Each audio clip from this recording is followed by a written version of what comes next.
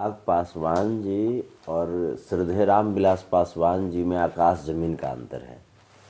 चिराग पासवान जी की जो विचारधारा अभी जो हम देख रहे हैं, यह विचारधारा संदेहास्पद विचारधारा। अच्छा, बीजेपी क्या सोचती है वही हम बता रहे हैं। श्रद्धेय रामविलास पासवान जी बहुत बार जो दलित महादलित समाज के भाइयों के प्रति जो बीजेपी की जो नेगेटिव विचारधारा रही है, उसको लेकर के बहुत बार उन्होंने आवाज़ उठाई है। लेकिन चिराग पासवान जी जो हैं जी, चिराग पासवान जी पता नहीं है क्यों चुप हैं।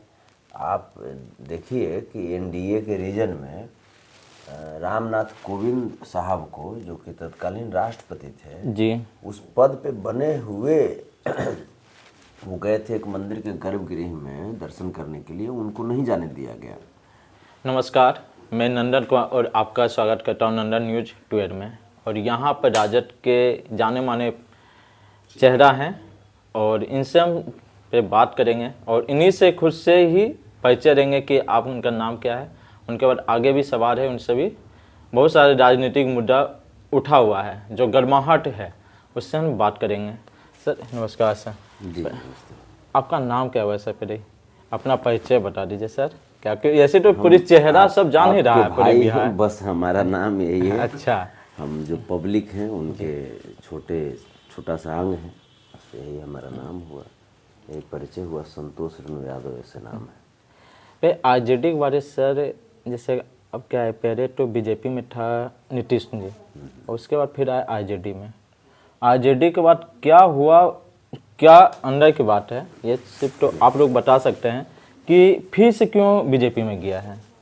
आपको क्या लगता है क्यों गए होंगे? ये चीज़ हमें पता है तो फिर आपसे पूछते ही नहीं।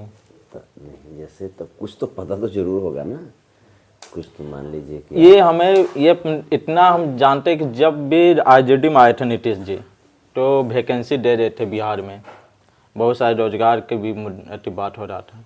ये वैकेंसी कौन दे रहे थे? आप नीतीश जी और डिप्टी सीएम तेजस्वी यादव जी थे और दोनों मिल के। और 17 साल में जो 17 महीने के बाद के पहले अगर 17 साल में हम चले तो 17 साल में भी तो मुख्यमंत्री नीतीश कुमार थे जी, उस समय वैकेंसी आ रहा था क्या? नहीं, उस समय तो नहीं आ रहा था। उस समय नहीं आ रहा था। और जब बाद में 17 महीने का जो फेज हुआ तभी मुख्यमंत्री नीतीश कुमार जी थे। साथ में एक आदमी का नाम चेंज हुआ, नीतीश जी के साथ जुड़ गए कौन? तेजस्वी यादव। तो ये सारा का सारा जो रोजगार दिया गया वो तो सब लोग समझ ही रहे हैं ना, ये कौन दिए रोजगार। ये चीज़ तो पूरे जनता को आपको भी बताना होगा नहीं कि वो तो सब लोग जान रहे हैं। 14.25 करोड़ के बिहारवासी, 142 करोड़ के देशवासी जान रहे हैं कि ये तमाम रोजगार जो है, ये रोजगार तेजस्वी यादव जी के अथक प्रयास से हुआ।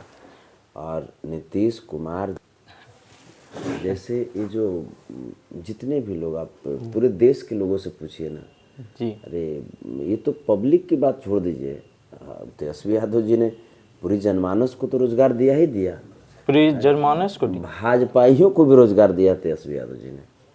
भाजपा के लोग भी जो बेरोजगार हो गए थे, तो भाजपा वाला तो बोल रहे थे कुछ नहीं दिया है। तो भाजपा वाले जैसे देखिए वो लोभी आदमी है, अच्छा, कितना रोजगार मिलेगा तैयो उनका जो पेट है वो नहीं भरता है। भाजपाइयों को इतना रोजगार दिया बताइए ना।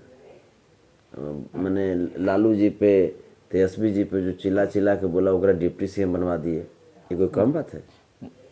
ये कोई कम बात है क्या है? अच्छा चलिए, हम आज पे एक सवाल है, जैसे हम कांग्रेस जैसे भाजपा जी के जो लोग बोलते हैं कि रोजगार रोजगार, जी, तो पब्लिक को तो रोजगार मिला, 6.5 लाख पब्लिक को भी रोजगार मिला 17 महीने में। हाँ अब पब्लिक को तो रोजगार देवे किए, ठीक, भाजपाई नेताओं को भी रोजगार दिए। अब भाजपाई नेताओं से पहले अब इनको नहीं समझ में आता तो कौन बोले? भाजपाइयों को कौन समझाएगा? उनके बाल बच्चों को रोजगार दिया हमने। अब बाल बच्चा को तो देवे किया। भाजपा में 2 बैल था। कौन बैल था जो आप बता रहे? बैल बता रहे हैं आपको, नाम बताने की जरूरत नहीं, आप अच्छा, जान जाइएगा, ये सब लोग जान जाएंगे। अच्छा, 2 बैल था जो एनो ने, एगो दहिने चलता था एगो बाएं चलता था, कोई रोड पर चलवे नहीं करता था बढ़िया से। अच्छा, और दोनों बैलवन के डिप्टी सीएम बनवा दिए हम लोग। आप कितना रोजगार करते हैं? अब तो सरकार जाते जाते भी, सरकार जाने के बाद रोजगार हम लोग दिए। ना तो कोई पूछता है ये लोग के। ये तो ऐसी बात कर दिया कि जब हम इंटरव्यू दे रहे हैं तो हम ही को हंसी बढ़ रहा है, तो अब क्या बता सकते हैं। चलिए हम ये बात को थोड़ा सा रखते हैं और हम कहीं कांग्रेस का के प्रवर्तक से हम बात कर रहे थे, तो वो बता रहे थे कि जो राम मंदिर है जो पूजा किए थे मोदी जी खुद जाकर यज्ञ वगैरह किए थे, वो बोल रहे कि छुटका में किए हैं। ये आप जैसे छूतका उतका जो है, मोदी जी जितना बोलते हैं, इस सनातन धर्म के सबसे बड़े विरोधी हैं, सबसे बड़े विरोधी हैं। आप कैसे बोल सकते हैं इसको? आप ये ठीक है।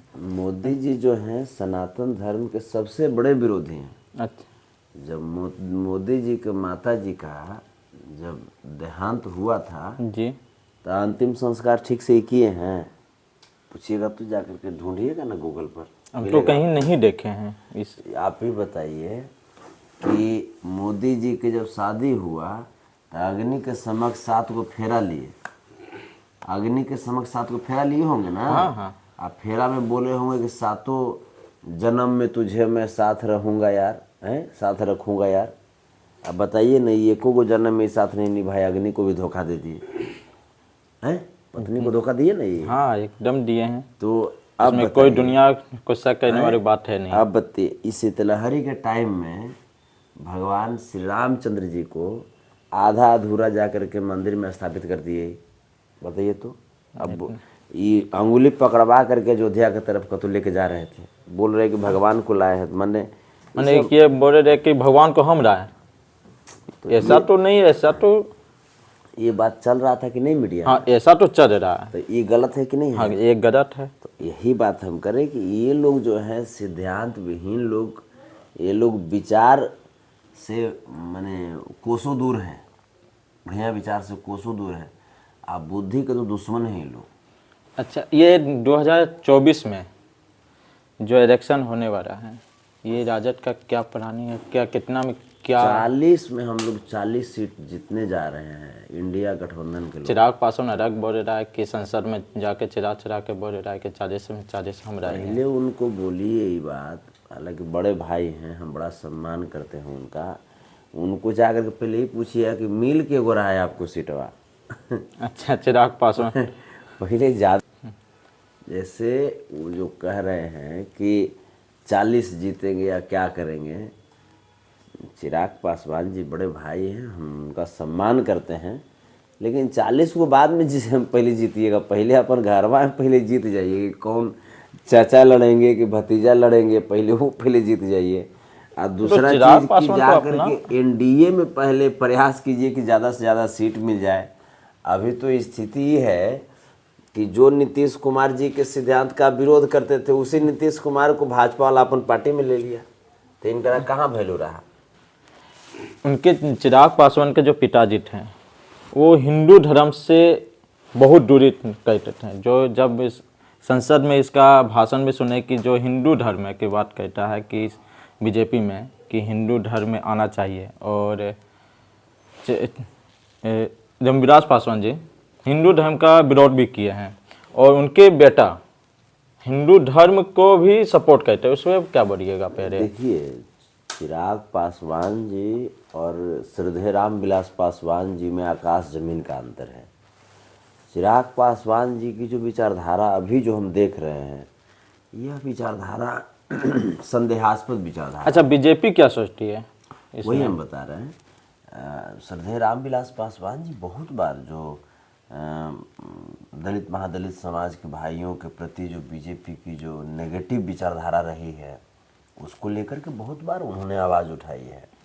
लेकिन चिराग पासवान जी जो हैं जी, चिराग पासवान जी पता नहीं है क्यों चुप हैं। आप देखिए कि एनडीए के रीजन में रामनाथ कोविंद साहब को, जो कि तत्कालीन राष्ट्रपति थे जी, उस पद पे बने हुए वो गए थे एक मंदिर के गर्भगृह में दर्शन करने के लिए, उनको नहीं जाने दिया गया। उस समय भी ये चुप रहे। भूमि पूजन में भी तो नहीं आने, भूमि पूजन में भी उनको नोटा मिला है। अब वही हम करें तो ये पता नहीं भाई अपने आप को दलित महादलित मानते भी हैं या नहीं मानते हैं, अब तो यही बताएंगे। तो चिराग पासवान के इस बार मान कहीं सीट मिलेगा कि नहीं?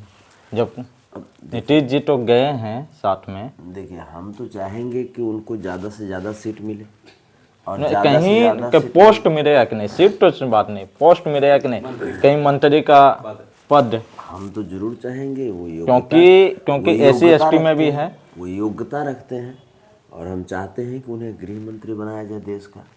हम तो भाई उनके शुभचिंतक हैं, हम चाहेंगे कि भाई योग्यता रखते हैं वो, और उनके पिताजी हमेशा देश को सींचे हैं।